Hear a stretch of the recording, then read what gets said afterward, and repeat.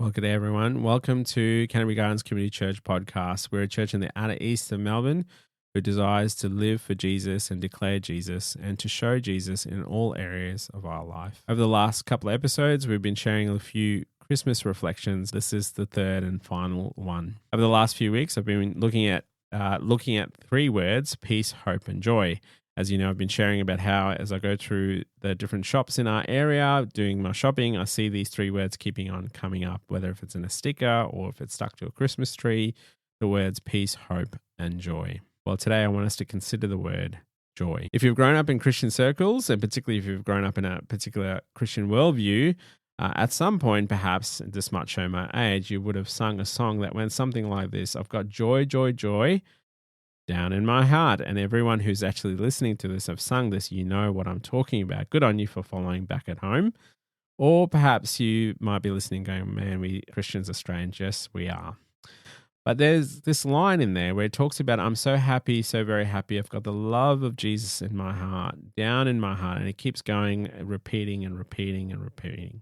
Now, I remember as a young person singing this and thinking it feels a bit fake and it actually feels quite forced. And joy, it seems, has many layers, really, doesn't it? The word joy has many layers. The word joy has many layers. It stirs many reactions. Here's a question for you. When was the last time you felt such joy? Not just happy, clappy kind of joy, but joy that causes you a kind of response that moved all of you. Well, when it comes to this particular word joy, this is what often the Bible connects it with. In an Old Testament passage, actually, you have these words in Isaiah chapter 51, verse 11. Those the Lord has rescued will return. They will enter Zion with singing. Everlasting joy will crown their heads. Gladness and joy will overtake them, and sorrow and sighing will flee away. And then again in Isaiah 49, verse 13. Shout for joy, you heavens. Rejoice, you earth. Burst into song, you mountains. The Lord comforts his people and will have compassion on his afflicted ones. Do you hear the invitation in those words, where the people or even creation itself are invited to respond to something that is actually world-changing and actually has eternal implications? See, God has acted and he has moved, and he's heard the plea of his people. The word again is actually declared in the announcement on the birth of Jesus. In the Gospel of Luke, chapter 2, verses 9 to 11, the angels appear and the glory of the Lord shone around them, these shepherds who are there waiting.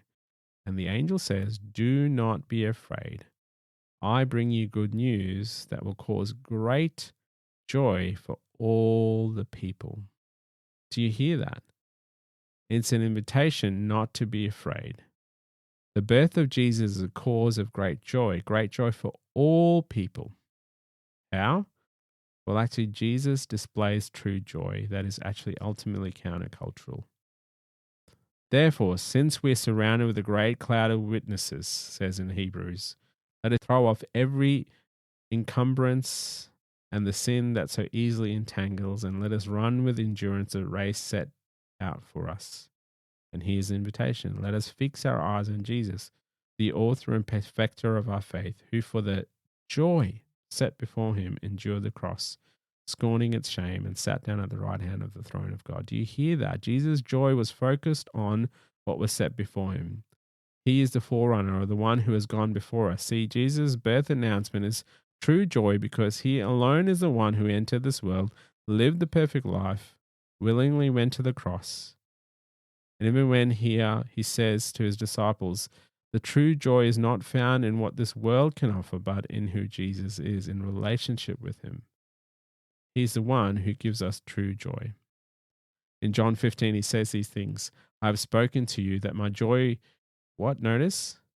His joy may be in you, that your joy may be full. Jesus provides his joy, the joy that led him to the cross for our sin, that declares it is finished. This joy is the gift now that we have.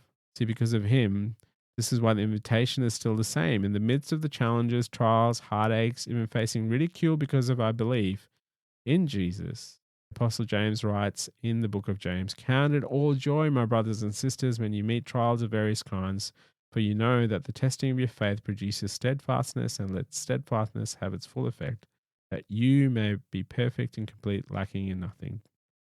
Joy, true joy, is in Jesus and through Jesus. And because he's risen and knows exactly what it means to live in this world by the power of his Spirit, by the power of the Holy Spirit, you and I too can find true joy in every season and circumstance.